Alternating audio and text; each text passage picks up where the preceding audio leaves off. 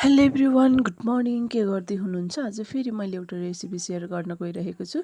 Video अन्तिमसँग हेरेर साथ support गरिदिनु होला। फर्स्ट त मैले गाभा टिपेर यसलाई चाहिँ हेर्न सक्नुहुन्छ यतिको बनाएर मजाले पानीमा धोएको छु। यो चाहिँ कालो पानी आउँछ, 2-3 चोटिसम्म धोइराख्नुपर्छ क्या साथीहरू। अनि सो मैले धोएर ल्याइसकेको छु। अनि यसमा चाहिँ पाँचफोरन फुराएँ, प्याज राखेँ। अनि यो चाहिँ हिजो भिजाएर राखेको अडरको दाना यसमा राखेँ। अनि खुर्सानी पनि राखेँ, साथीहरू हेर्न सक्नुहुन्छ। अनि नुन, बेसार, मसला राखेर मजाले मिक्स गरिसकेको छु साथीहरू। अब यसलाई चाहिँ माथिबाट यसरी राखिदिने।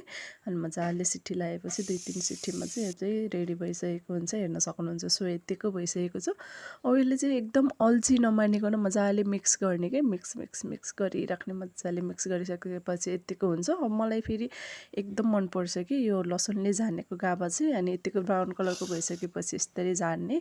अनि गाभाको तरकारी रेडी भइसकेको छ। सो गाइज, अब मेरो भिडियो हेरेर साथ सपोर्ट गरिदिनु होला। By by, keep watching my video.